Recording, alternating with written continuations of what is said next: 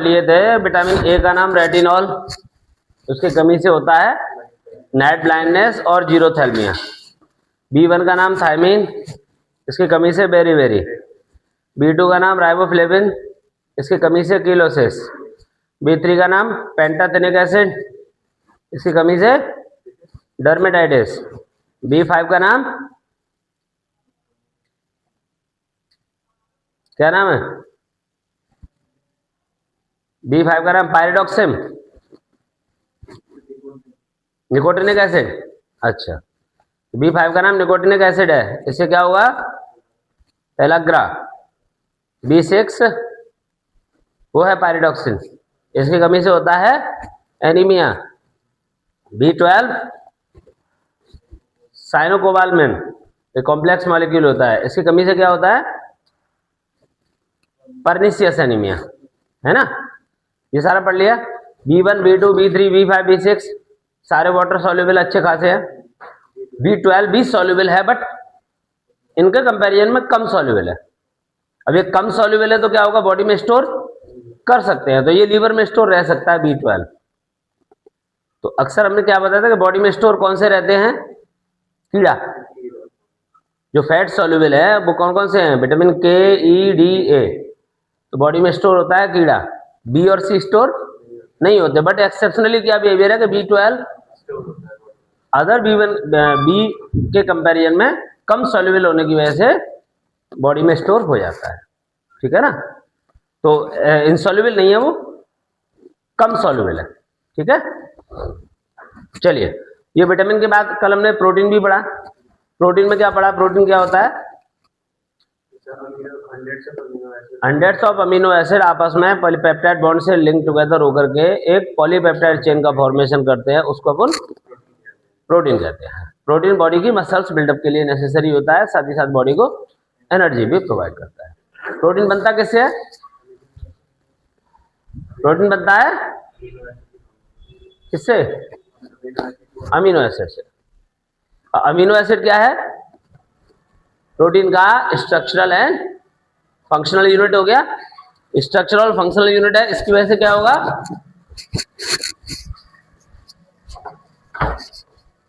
Structural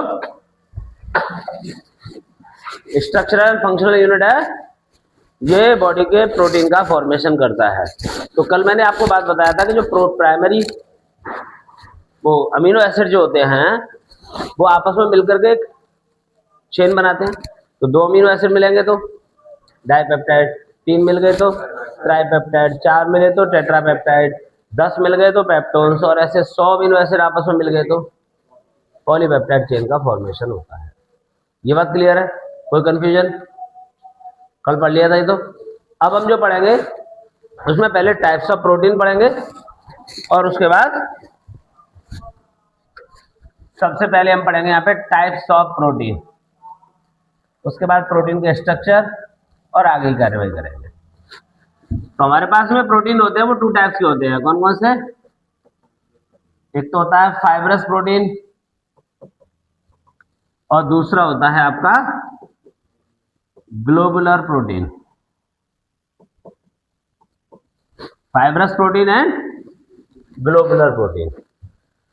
fibrous protein कैसा होता है? वाटर इनसॉल्युबल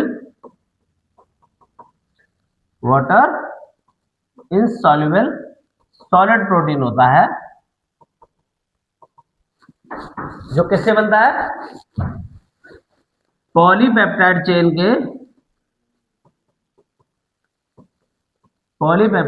के पैरेलली अरेंजमेंट होने से बनता है। किससे बनता है? पॉलीपेप्टाइड चेन के पैरेलल अरेंजमेंट होने से बनता है। इनके बीच में डाइसल्फाइड बॉन्ड या हाइड्रोजन बॉन्ड होता है, ठीक है। किससे बनता है? ये पॉलीपेप्टाइड चेन के पैरेलली रन करने से बनता है। इनके बीच में डाइसल्फाइड बॉन्ड या हाइड्रोजन बॉन्ड होता है, और इससे आपका कौन सा प्रोटीन बनेगा? Fibrous protein. अगर हम स्ट्रक्चर की बात करें तो थोड़ा सा कल वाले टॉपिक पे हमें आना पड़ेगा। कल हमने देखा था कि ये एलानिन हो गया, एलानिन है ना। दूसरा मैंने अमीनो एसिड ले लिया आपका ग्लाइसिन। तो एलानिन का OH कार्बोक्सिलिक में से और ग्लाइसिन का H फ्रॉम NH2 मिलके क्या बना लेंगे, एक H2O निकलेगा। और क्या बनाएंगे, यहां CO और यहां NH, तो एक अमाइड बॉन्ड बन गया। इस अमाइड बॉन्ड को ही हम लोग पेप्टाइड बॉन्ड कहते हैं। इस अमाइड बॉन्ड को ही क्या बोलेंगे। तो अब आपका जो CO है ये रह गया, इधर आपका NH और आगे जो है वो एज इट इज रख दिया जाएगा। ठीक है भाई। अब इसमें ये जो बॉन्ड बना हुआ है ये बॉन्ड आपका अमाइड बॉन्ड है, जिसे अपन पेप्टाइड बॉन्ड कहते हैं। तो कल मैंने इसकी डेफिनेशन बताई थी, क्या है पेप्टाइड बॉन्ड, कोवेलेंट बॉन्ड या amide bond form between carboxylic group and amine group of 2 amino acids. Amide bond form between carboxylic group and amine group of 2 amino acid is called peptide bond. ऐसे मैंने carbohydrate में भी बताया था, oxygen linkage occurs between 2 monosaccharide molecule is called glycosidic linkage.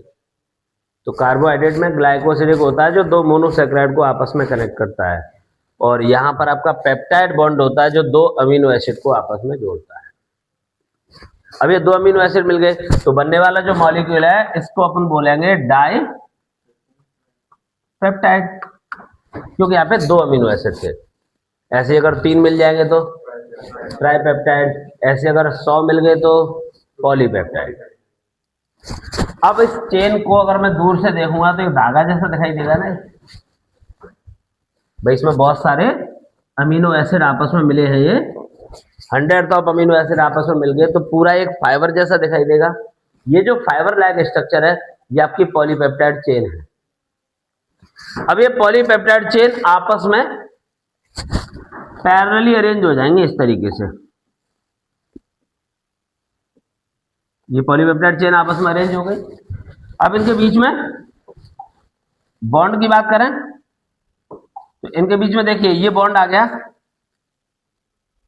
इस तरीके से, जो दोनों एक दूसरे को कनेक्ट करने में मदद कर रहा है।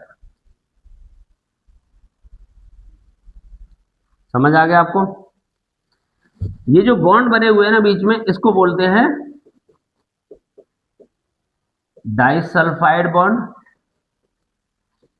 या फिर ये कौन सा होगा, हाइड्रोजन बॉन्ड। दोनों में से कोई एक बॉन्ड होगा, ये तो डाइसल्फाइड बॉन्ड होगा या हाइड्रोजन बॉन्ड होगा। ये जो स्ट्रक्चर बन के आया है ये है आपका फाइब्रस प्रोटीन, क्योंकि अगर दूर से देखा जाए ना तो एक फाइबर लाइक स्ट्रक्चर है, ये फाइबर लाइक स्ट्रक्चर होती है, ये है आपका फाइब्रस प्रोटीन। अब ये कहां मिलता है बताइए, कहां मिलेगा ये मिलता है आपके केराटिन प्रोटीन। केराटिन कहां मिलता है भाई, हेयर, नेल्स और सिल्क। केराटिन प्रोटीन है आपका, ये आपका कहाँ मिलेगा, हेयर में, नेल्स में, सिल्क में। तो किस टाइप का प्रोटीन है ये हमारा, ये आपका फाइब्रस है। ये हेयर है कैसा है, फाइब्रस है। तो शायद इसका फिजिकल स्टेट हमें रटना नहीं पड़ेगा, हमें बताइए सॉलिड है, लिक्विड है, गैस है, कैसा है, सॉलिड है। ठीक है भाई। तो केराटिन प्रोटीन। दूसरा इसका एग्जाम्पल लेते हैं मायोसिन। मायोसिन कहाँ मिलता है, ये मसल्स बनती है ना अंदर, ये मायोसिन है। अब ये मसल्स वाटर इनसॉल्युबल है, ऐसा नहीं कि इसने बड़ी पहलवानी करके भाई साहब जिम जा जाके अपनी बॉडी मस्त की है, गलती से इसने पानी पी लिया तो सारी मसल्स डिजॉल्व होकर निकल गई, बेचारा सरकंडा सा हो गया। ऐसा नहीं होगा। क्यों? क्योंकि हमारा जो फाइब्रस प्रोटीन है वो कैसा है? वाटर इनसॉल्युबल है, तो पानी पीने से डिजोल्व होकर नहीं जाएगा, आप पानी पी सकते हो, कोई दिक्कत नहीं है, ठीक है ना। तो ये क्या बनता है? मसल्स बनाने में काम आता है। तो ये आपको फाइब्रस प्रोटीन का कॉन्सेप्ट क्लियर हो गया, कंफर्म है, ठीक है। अच्छा, दूसरा होता है हमारा ग्लोबुलर प्रोटीन। अब ग्लोबुलर प्रोटीन में क्या होगा? पॉलीपेप्टाइड चेन इसमें भी है। कौन सी पॉलीपेप्टाइड चेन? वो अभी हमने देखे थे, अमीनो एसिड आपस में मिल करके एक लॉन्ग चेन बना रहे हैं ना, वो पॉलीपेप्टाइड चेन यहां पर भी है। पर ये कुछ लाइन एक दूसरे के पैरेलल अरेंज हो गई, हाइड्रोजन बॉन्ड से आपस में जुड़ गई। जुड़ने के बाद इनमें क्या होगा? कॉइलिंग हो जाएगी, इनमें कॉइलिंग स्टार्ट हो जाएगी ऐसे। अब ये जो कॉइलिंग होगी ना, तो ये कॉइल्ड चेन क्या है? हमारी पॉलीपेप्टाइड चेन है, आपस में किससे बॉन्डेड है? ये हाइड्रोजन बॉन्ड से ही है। आपस में किससे है? हाइड्रोजन बॉन्ड से ही है। समझ में आ गया? अब ये जो कॉइलिंग है वो इतनी कॉम्प्लेक्स हो जाती है कि आप देख नहीं पाते हो इसमें कि कहां पर किसका बॉन्ड बना हुआ है। लेकिन इस स्पाइरलिंग, इस कॉइलिंग के चक्कर में क्या होता है? बीच में स्पेस रह जाता है। पिछली वाली प्रोटीन कैसी थी? एकदम सॉलिड हो गई, ये भरी हुई है, इसमें वाटर मॉलिक्यूल अंदर एंटर नहीं कर पाएंगे, यानी आपके बाल के अंदर पानी नहीं घुसेगा, नाखून के अंदर पानी नहीं घुसेगा, क्योंकि ये रिजिड है, इसके अंदर स्पेस नहीं है। अच्छा, इस वाले में क्या है? इसमें अंदर स्पेस है, तो वाटर मॉलिक्यूल बाहर से भी हाइड्रोजन बॉन्ड बना सकता है, अंदर से भी हाइड्रोजन बॉन्ड बना सकता है।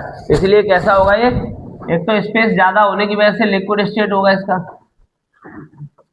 दूसरा वाटर सॉल्युबल है,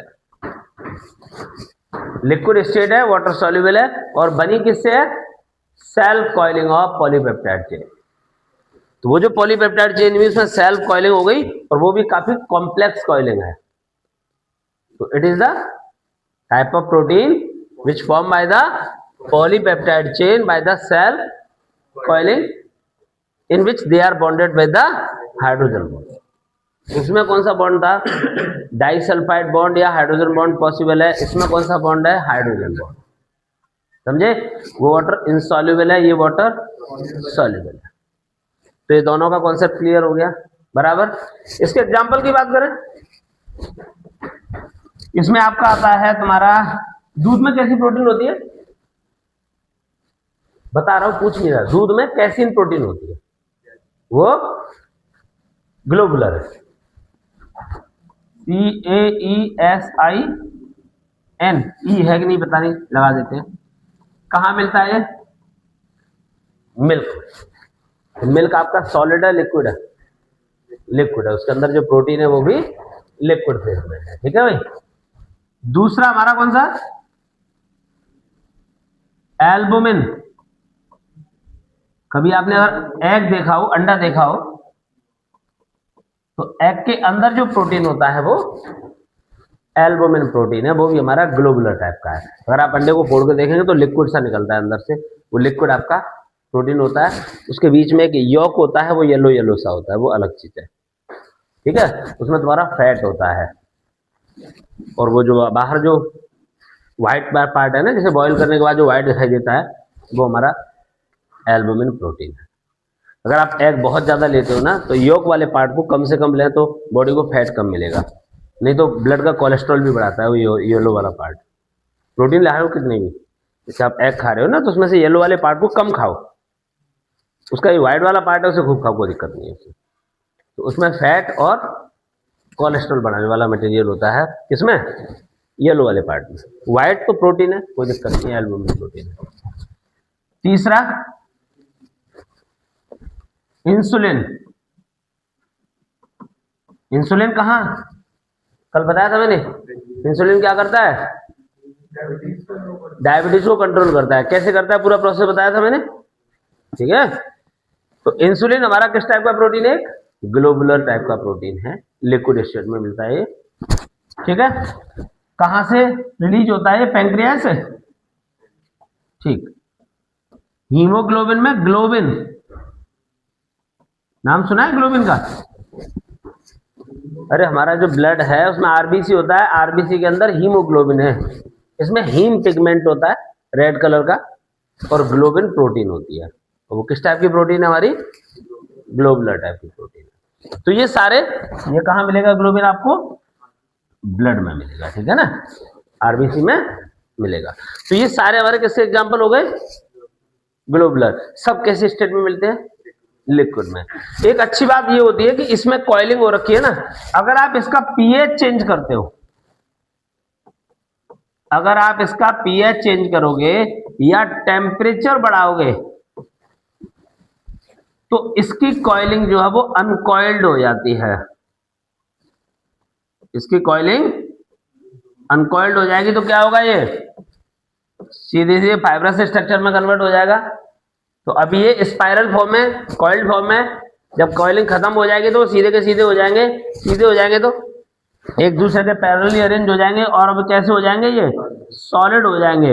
इसकी जो एक्टिविटी है ना, प्रोटीन जो एक्टिव प्रोटीन होता है, अब ये आपका डीएक्टिवेटेड प्रोटीन होगा।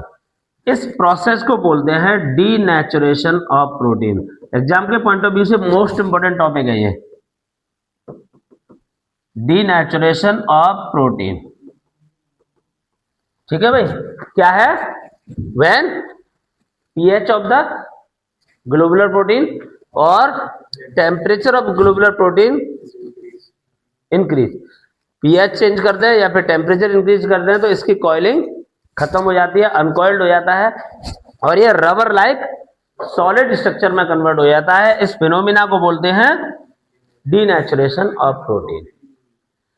सेल के अंदर प्रोटीन जिस फॉर्म में एग्जिस्ट करता है उसे बोलते हैं उसका नेटिव प्रोटीन। सेल में जो एक्टिव प्रोटीन होता है वो आपका नेटिव प्रोटीन है। तो basic form of the protein is native protein, ठीक है, चाहे वो आपका फाइब्रस हो या ग्लोबुलर हो।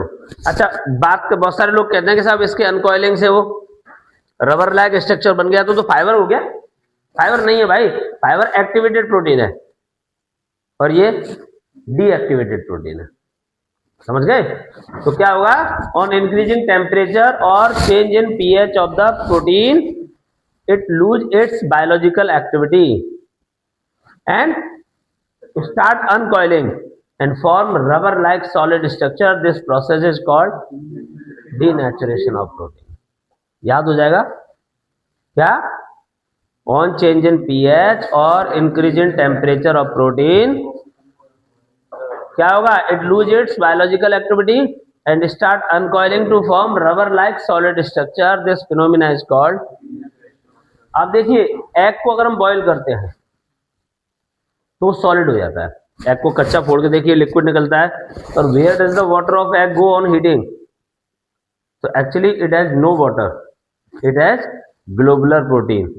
On heating it convert into rubber like solid structure. समझ में आ गई? ये बोर्ड में आया हुआ क्वेश्चन है कि where does the water of egg go on heating? Where does the water of egg go on heating? क्या आंसर होगा इसका? हाँ, it has globular protein, on heating it convert into rubber like solid structure. Clear है? Milk को अगर हम heat करते हैं तो खोआ बन जाता है। क्यों बनता है भाई?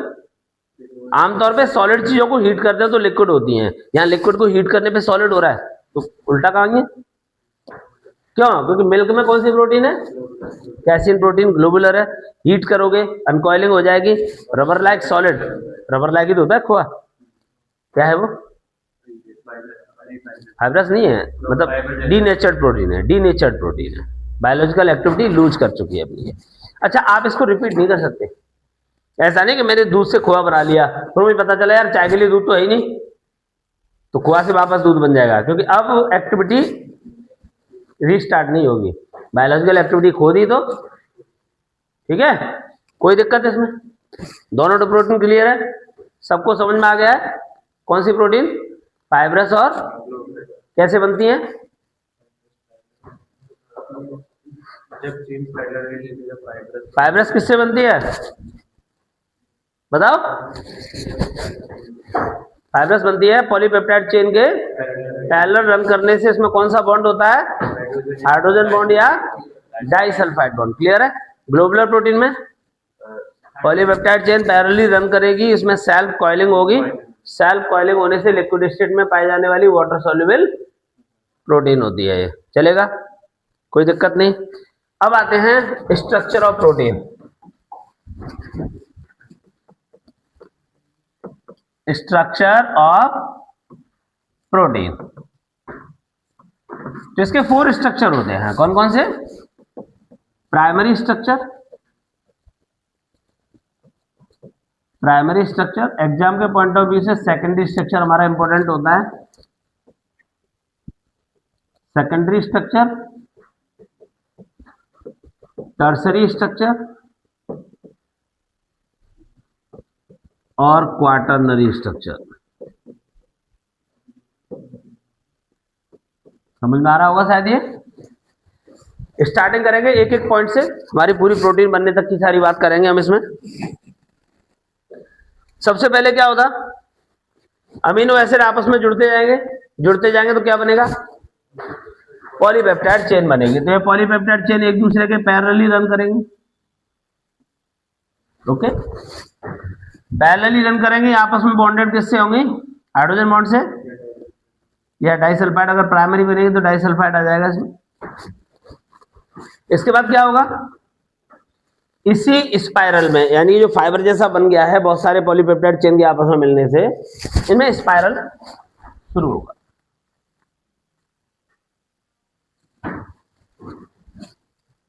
ये जो धागा था उसमें अब कॉइलिंग स्टार्ट होगी। अब यहां पर आपका जो प्लेट जैसा स्ट्रक्चर बन गया है, ये दिख रहा होगा आपको। ये जो प्लेट जैसा स्ट्रक्चर है ये किससे बन रहा है? हाइड्रोजन बॉन्डिंग से ही है ना। स्पाइरल होगी तो ये वाला जो फाइबर है वो सामने वाले फाइबर के साथ में हाइड्रोजन बॉन्ड से बॉन्डेड हो जाएगा। ये जो प्लेट लाइक स्ट्रक्चर बन गई है इसको हम कहते हैं बीटा प्लेटेड।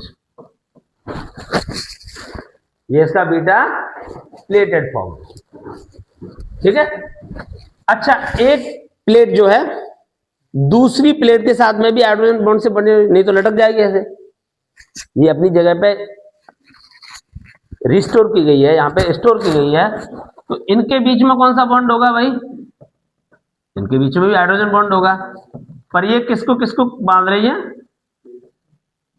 यस, ये प्लेट्स को एक दूसरे से बांध के रखी है। शायद आपको समझ में आया ये बात, क्लियर हो रही है। ये वाली प्लेट इससे बनी हुई है, ये वाली प्लेट इससे बनी हुई है। इस तरीके से हाइड्रोजन बॉन्ड से ये प्लेट एक दूसरे के साथ में बॉन्डेड बनी रहती है, कोई दिक्कत। अब ये जो मैक्सिमम एक्सटेंशन हुआ है ना, यहाँ पे स्पाइरल हुआ है, जो मैक्सिमम एक्सटेंशन है, ये हेलिकल स्ट्रक्चर बन गया आपका। इसको हम बोलते हैं अल्फा हेलिक्स। तो ये आपका प्राइमरी स्ट्रक्चर था, ये आपका सेकेंडरी स्ट्रक्चर है। तो प्राइमरी स्ट्रक्चर पॉलीपेप्टाइड चेन के पैरेलली रन करने से हाइड्रोजन बॉन्ड बनने से बनेगा। उसके बाद उसमें स्पाइरिंग शुरू होगी, स्पाइरल बनेगा। स्पाइरल बनेगा तो दो फॉर्म आपको दिखाई देंगे। एक तो हेलिकल स्ट्रक्चर, ऐसे जो हेलिकल है मतलब एक से मैक्सिमम एक्सटेंट तक मुड़ा हुआ, वो आपका अल्फा हेलिक्स हो गया। और इसके मुड़ने से एक प्लेट जैसी बन जाएगी जो एक दूसरे के पैरेलली अरेंज है, इसको बीटा प्लेटेड कहते हैं। तो अल्फा हेलिक्स और बीटा प्लेटेड दो फॉर्म हो गए किसमें? Secondary structure. अब इसी में आगे और स्पाइरल करेंगे, यानी अभी आपका जो स्पाइरल हुआ था जी बेटा, कॉइलिंग स्टार्ट होती है हाइड्रोजन बॉन्ड बनने से। NH2 और कार्बोक्सिलिक का ऑक्सीजन और हाइड्रोजन एक दूसरे को अट्रैक्ट करेंगे तो वो हाइड्रोजन बॉन्ड की वजह से एक दूसरे के पास आ जाएंगे और वो कॉइल्ड हो जाते हैं, ठीक है। ठीक, अब क्या होगा बेटा इसमें? ये सेकेंडरी स्ट्रक्चर था। अब इसी में सेल्फ कॉइलिंग स्टार्ट होगी ऐसे। सेल्फ कॉइलिंग स्टार्ट हो गई, समझ गए। अब सेल्फ कॉइलिंग स्टार्ट हुई तो ये दोनों आपस में बॉन्ड से बॉन्डेड होने लगे, बाकी जो इसमें दिख रहे थे बॉन्ड वो सब इसमें है। तो जब सेकेंडरी स्ट्रक्चर रिकॉइल्ड हो जाएगी तो आपको मिलेगी टर्सरी स्ट्रक्चर ऑफ प्रोटीन। तो tertiary structure form by the recoiling of secondary structure. Clear है। ये स्ट्रक्चर डिसाइड करेगी whether your protein is fibrous or globular. Tertiary structure of protein तक प्राइमरी वो क्या कहते हैं उसे फाइब्रस और ग्लोबुलर में कोई पहचान नहीं है। अब यहां से पता चलेगा कि वो सॉलिड बनेगा या लिक्विड बनेगा। कैसे?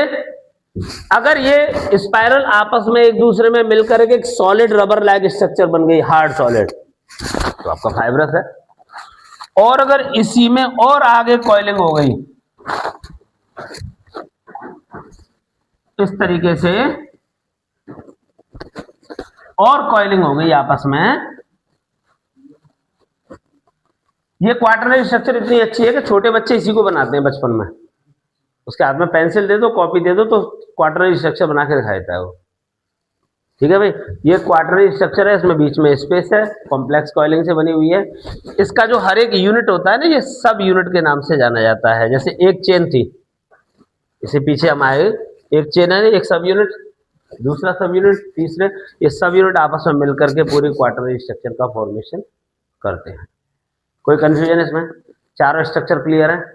एक मिनट जरा मैं इसको देख लेता हूं कि आपको जो बातें समझ में आई हैं वो ठीक है कि नहीं।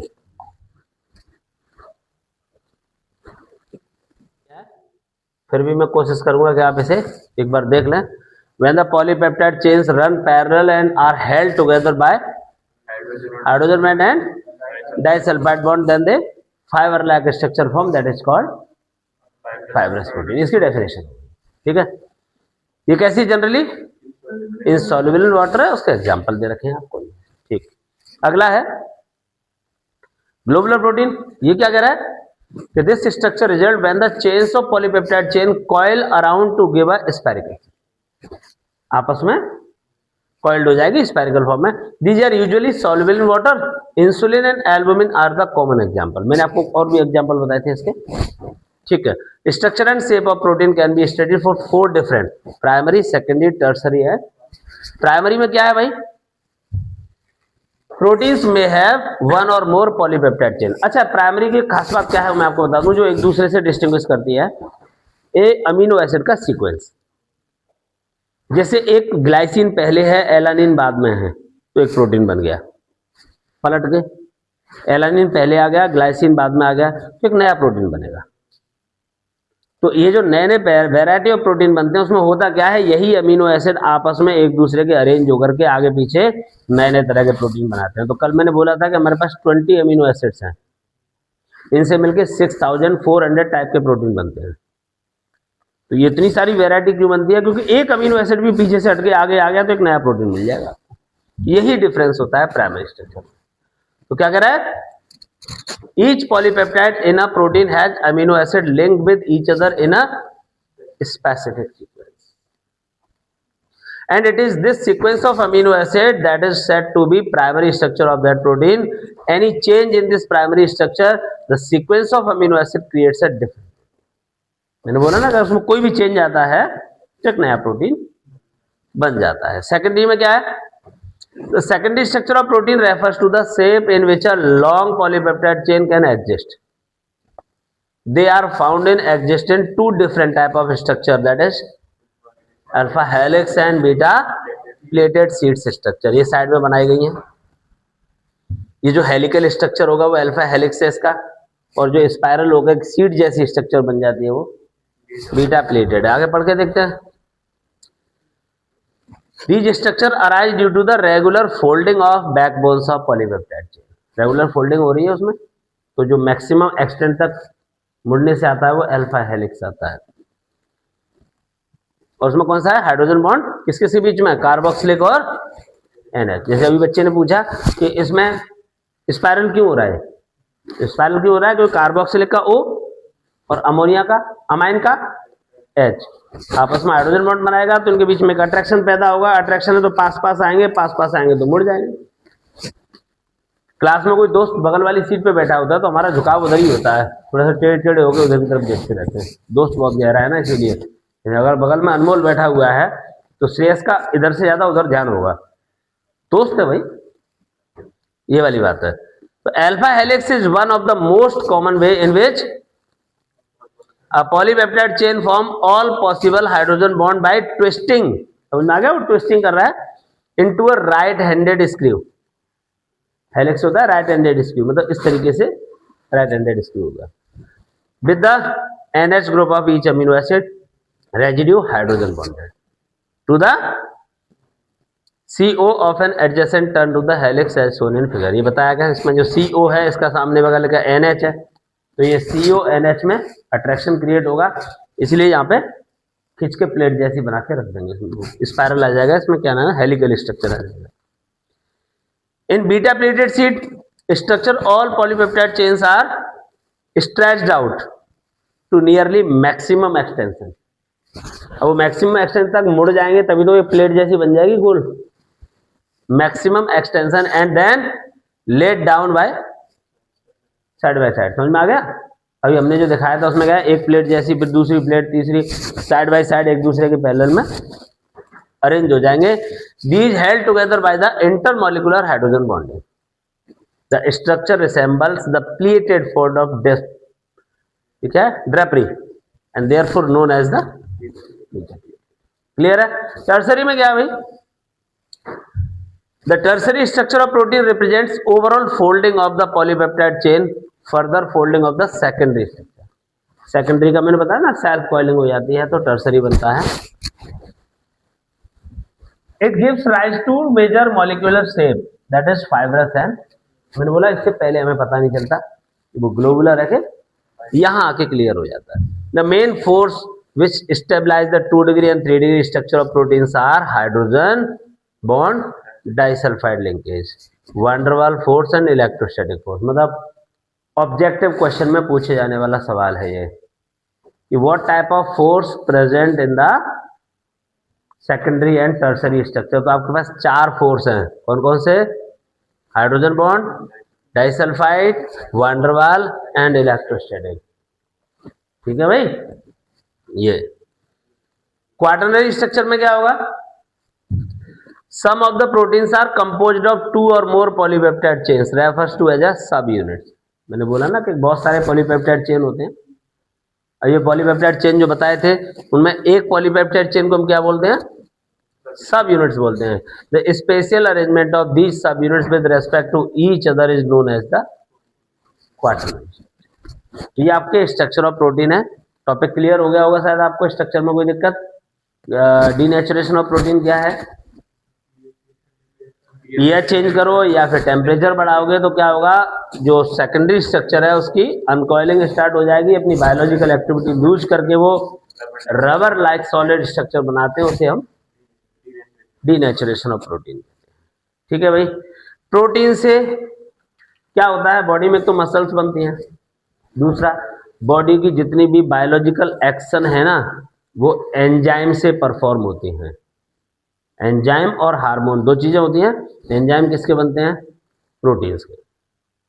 बॉडी के सारे एंजाइम प्रोटीन के बने हैं। अगर आपकी बॉडी में प्रोटीन की कमी होगी तो एंजाइम भी नहीं बनेंगे, एंजाइम नहीं बनेंगे तो सारे मेटाबॉलिक एक्टिविटी आपके डिसऑर्डर हो जाएगी। इसलिए प्रोटीन कंपलसरी लेना ही होता है। ठीक है भाई। डायग्रामेटिक रिप्रेजेंटेशन वो आपको बता ही दिया मैंने सब। ठीक है। ये जो एक एक बिंदी बिंदी सी दिख रही है वो एक अमीनो एसिड है। तो ये अमीनो एसिड आपस में मिलकर लॉन्ग चेन बनाई, प्राइमरी, स्पाइरल हो गई सेकेंडरी, सेल्फ कॉइलिंग हो गई टर्सरी, और वो कॉम्प्लेक्स कॉइलिंग हो गई बहुत सारे सब यूनिट्स की, तो क्वाटरनरी। ठीक है भाई। ये आपको 3D स्ट्रक्चर दे रखे हैं, इसके समझ जाएंगे आपको थोड़ा बहुत। डीनेचुरेशन ऑफ प्रोटीन बताया मैंने क्या है। Protein found in a biological system in a unique 3 dimensional structure and biological activity is called native protein. मैंने कहा था बेसिक स्ट्रक्चर जो प्रोटीन का होता है इसी सेल के अंदर, वो नेटिव प्रोटीन बोला जाता है। ठीक है। ये बायोलॉजिकली एक्टिव है, ये बायोलॉजिकली डीनेचुरेशन के बाद इनएक्टिव हो जाएगा, फिर वो नेटिव नहीं है, फिर वो डीनेचर्ड है, फिर वो कैसा है, डीनेचर्ड। तो क्या लिखा आगे, when a protein in its native form is subjected to physical change like change in temperature or chemical change like change in pH, the hydrogen bonds are disturbed. Due to this, globules unfold and helix get uncoiled and protein loses its biological, it is called done. चलिए बहुत बढ़िया। During denaturation of secondary and tertiary structure are destroyed but primary structure remain intact. Primary क्या थी भाई, long polypeptide chain है। Secondary tertiary क्यों खत्म हो गई, क्योंकि इसकी जो कॉइलिंग है ना वो खत्म हुई है, कॉइलिंग खत्म हो गई तो वो अनकॉइल्ड हो गया। प्राइमरी में क्या था, अनकॉइल्ड ही था, वो तो सीधे सीधे फाइबर थे, तो प्राइमरी स्ट्रक्चर रहती है बट सेकेंडरी टर्सरी। ये भी ऑब्जेक्टिव क्वेश्चन है कि which structure of protein remain similar in denatured form. Similar किस में रहती है, सिर्फ प्राइमरी, सेकेंडरी टर्सरी अपनी प्रॉपर्टी लूज कर देती है। ठीक है भाई। Coagulation of egg white on boiling is a common example of another curdling of milk। दूध से दही बनना भी हमारा यही कैटेगरी है, क्योंकि हमने दही, दूध में दही मिला दिया, दही एसिड है, एसिड है, पीएच चेंज हो गई, पीएच चेंज हो गई तो डीनेचर हो जाएगा हमारा कैसेड प्रोटीन का।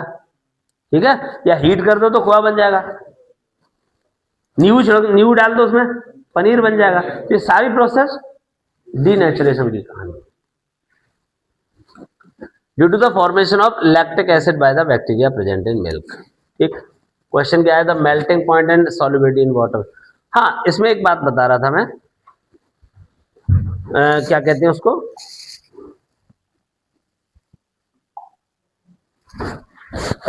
वो है ज्विटराइन। ज्विटराइन क्या होता है, मोस्ट इंपोर्टेंट होगा हमारा ये।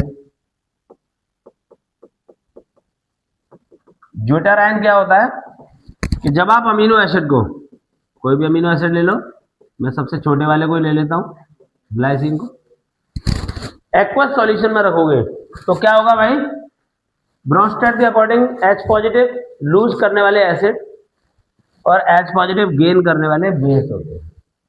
तो यहां पर ये H पॉजिटिव लूज कर देगा और ये इसको गेन कर देगा, तो क्या बन जाएगा भाई, इसमें NH3 पॉजिटिव हो गया, CH2COO नेगेटिव हो गया।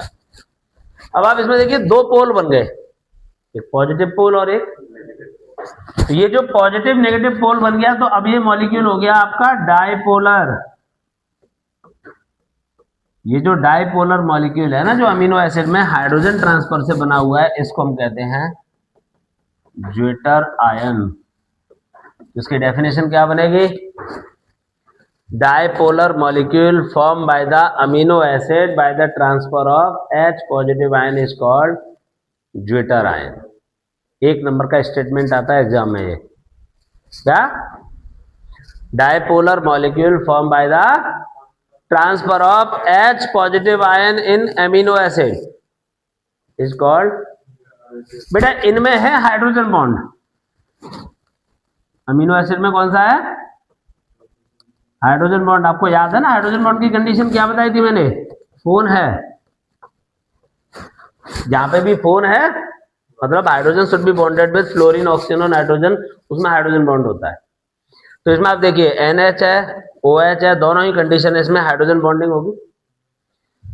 इसमें कैटायन और एनायन है, तो यहां कौन सा फोर्स है, इलेक्ट्रोस्टैटिक फोर्स, यानी कि आयनिक बॉन्ड। आई बात समझ में। तो ज्विटर आयन बनने के बाद कौन सा फोर्स, इलेक्ट्रोस्टैटिक। बनने से पहले बताइए किसके मेल्टिंग और बॉइलिंग पॉइंट ज्यादा होंगे, ऑब्वियसली ज्विटर आयन के। स्टेबिलिटी किसकी ज्यादा है, ज्विटर आयन की। तो मेल्टिंग और बॉइलिंग पॉइंट इसका ज्यादा। फिजिकल स्टेट सॉलिड, ये लिक्विड हो सकते हैं पर ये हमेशा सॉलिड होंगे क्योंकि उनके बीच में आयनिक बॉन्ड है, इलेक्ट्रोस्टैटिक फोर्स है। तो why melting and boiling point of zwitterion increase, yeah, zwitterion amino acids increase when they form zwitterion. Why melting and boiling point of amino acids increase when they form zwitterion, reason क्या होगा इसका? Because they form dipolar molecule which have electrostatic force of attraction. समझ में आ गया? कोई दिक्कत? ठीक है भाई। और क्या रहा इसमें? क्या क्वेश्चन होगा इसका? The melting point and solubility in water of amino acid are generally higher than that of the corresponding halo acid. तो यहां पर एक नया क्वेश्चन है, melting and boiling point of amino acid ज्यादा है हेलो एसिड से। हेलो एसिड क्या होते हैं? HCl, HBr, HI, उनसे ज्यादा क्यों होता है? क्योंकि इनमें हाइड्रोजन बॉन्ड होता है। हाइड्रोजन बॉन्ड स्ट्रॉन्गर बॉन्ड होता है ना कोवेलेंट बॉन्ड से। Where does the water present in egg go after boiling the egg? Globular protein जो थी ना एल्बुमिन, वो कन्वर्ट हो गई किसमें? यस, तो albumin globular protein convert into rubber like solid structure on boiling. ठीक है ना? एंजाइम क्या होते हैं भाई? प्रोटीन के बने हुए। Life is possible due to the coordination of various chemical reactions in living organism. An example is the digestion of food. हम जो खाना खाते हैं, जैसे ही हमारी रोटी बकल कैविटी में पहुंचती है, वहां पे एक एंजाइम निकलता है टाइलिन। वो टाइलिन एंजाइम स्टार्च को माल्टोज में कन्वर्ट कर देता है। ठीक है? वो फिर स्टमक में जाएगा। स्टमक में माल्टेज एंजाइम माल्टोज को ग्लूकोज में कन्वर्ट कर देता है। ग्लूकोज कहाँ पहुंचेगा फिर? स्मॉल इंटेस्टाइन में। वहां पे जो डोडिनम पार्ट है, वहां पे ग्लूकोज को एब्जॉर्ब करके ब्लड में डाल दिया जाएगा, पूरी बॉडी को सप्लाई हो जाएगी। ये कहानी किसकी हुई? कार्बोहाइड्रेट के डाइजेशन की। कौन कौन से एंजाइम काम में आए? सबसे पहले टाइलिन स्टार्च को माल्टोज में चेंज कर रहा है। दूसरा फिर माल्टेज, जो माल्टोज को ग्लूकोज में चेंज कर रहा है। अब हम बात करें प्रोटीन की। प्रोटीन को जैसे हम खाने के साथ लेते हैं, तो स्टमक में जाकर के वहां पे एंजाइम होता है pepsin. Pepsin enzyme polypeptide chain को, यानी कि प्रोटीन को, पेप्टोन्स में कन्वर्ट कर देगा। पेप्टोन्स कितने अमीनो एसिड से बनता है? 10 अमीनो एसिड से। पेप्टोन्स किससे बनता है? 10 अमीनो एसिड से बनता है। और फिर वो क्या करेगा? वो पेप्टोन्स पहुंचेंगे स्मॉल इंटेस्टाइन में, वहां पर एंजाइम होगा ट्रिप्सिन। वो पेप्टोन्स को कन्वर्ट कर देगा अमीनो एसिड्स में। यानी 2 बार में टुकड़े हो रहे हैं, एक बार में बारीक नहीं पीस रहे। पहले बड़े बड़े पत्थरों को तोड़ के छोटे छोटे कंकड़ बना रहे हैं, फिर कंकड़ को चक्की में डाल के पीस रहे हैं। यानी पॉलीपेप्टाइड चेन को पहले पेप्टोन्स में कन्वर्ट किया, 100 अमीनो एसिड को 10-10 के टुकड़ों में, फिर अगला एंजाइम उस 10-10 को तोड़ करके एक एक मॉलिक्यूल यानी कि अमीनो एसिड में कन्वर्ट करेगा। तो ये सारे एंजाइम है किससे बने हैं? प्रोटीन से बने होते हैं। तो बायोलॉजिकल रिएक्शंस को परफॉर्म कराने के लिए जो प्रोटीनियस सब्सटेंस बॉडी में प्रेजेंट होते हैं, उनको एंजाइम कहते हैं। क्या लिखा है इसमें? Life is possible due to the coordination of various chemical reactions in living organism. An example is the digestion of food, absorption of appropriate molecule and ultimately production of energy. This process involves a sequence of reactions, and all these reactions occurs in the body under very mild condition. This occurs with the help of certain biocatalysts are called enzyme. तो definition क्या होगी कि proteinaceous substance which perform biochemical reactions in the body are called enzyme. They are made up of protein and they are called biocatalyst. जो catalyst chemical reactions को perform कराते हैं, biocatalyst biological जो reactions होंगी उनको परफॉर्म कराएंगे। अब आगे लिखा है almost all the enzymes are globular protein. सब लिक्विड होते हैं, ब्लड के थ्रू बॉडी में सर्कुलेट होते हैं। Enzymes are very specific for a particular reaction. मतलब एक एंजाइम एक ही काम करेगा। प्रोटीन का डाइजेशन करना है तो पेप्सिन ही काम आएगा, कोई दूसरा उसका सब्स्टिट्यूट नहीं है। ऐसा नहीं केमिस्ट्री पढ़ाने के लिए आज मैं नहीं आया तो कोई दूसरा टीचर आएगा वो भी केमिस्ट्री पढ़ा देगा। तो यहाँ पे स्पेसिफिक नहीं रहा, वहाँ स्पेसिफिक है, ये हाईली स्पेसिफिक है। एक एंजाइम वही काम करेगा। माल्टेज एंजाइम ही है जो माल्टोज को ग्लूकोज में चेंज करेगा। अगर माल्टेज नहीं है तो वो काम होगा नहीं। समझ गए? तो हाईली स्पेसिफिक होते हैं। अब they are generally named after the compounds of class of compound upon which they work.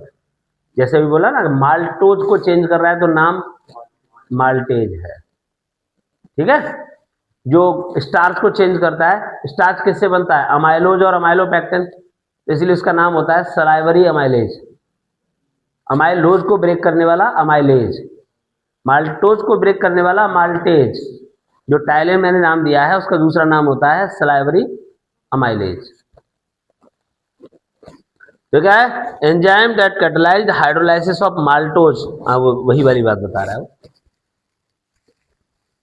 ठीक है, sometimes enzymes are also named after the reaction where they are used. For example enzymes which catalyse the oxidation one substrate with the simultaneous reaction of another substrate are named as oxidoreductase. Oxidation reduction दोनों काम कर रहा है वो, oxido reductase. वैसे नाम क्या लगता है सफिक्स लास्ट में, लाइपेज, अमाइलेज, ठीक है, माल्टेज।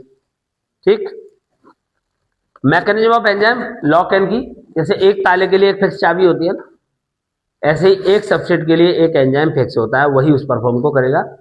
ऐसा नहीं कि अगर हमारा ताला है तो किसी भी चाबी से खुल जाएगा, बढ़िया ताला है तो उसकी चाबी अपनी फिक्स होती है।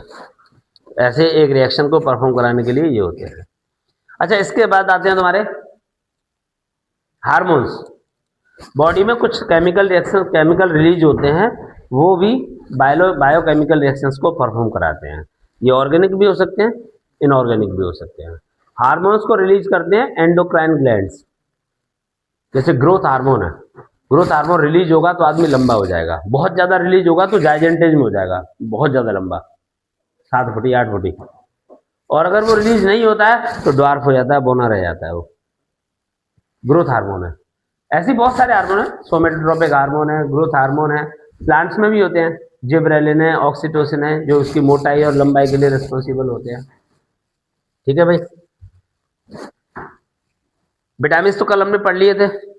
Organic compound required in the diet in small amount to perform specific biological function for normal maintenance of optimum growth. अगर ये नहीं होते हैं तो हमारी डेफिशिएंसी डिजीज हो जाती है। ठीक है, ये सारा टॉपिक अपना क्लियर है। विटामिन वाला टॉपिक हमने कर लिया। इसमें हाँ, कल मैंने बताया था B12 हमारा कैसा है, वाटर सॉल्युबल तो है, बट बाकी विटामिन के कंपैरिजन में कम सॉल्युबल है, इसीलिए ये बॉडी में स्टोर हो जाता है। अकेला B12 भी ऐसा है जो बॉडी में स्टोर हो जाता है, बाकी कोई भी स्टोर नहीं होता, ये हमें रेगुलर लेना ही होता है। ठीक है भाई, और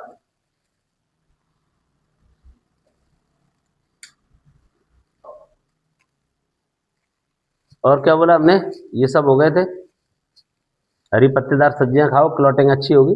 विटामिन ई के लिए vegetable oil like wheel, germs और सनफ्लावर ऑयल ये सब ले लो, फर्टिलिटी बढ़ाता है, इसकी कमी से स्टेरिलिटी आ जाती है।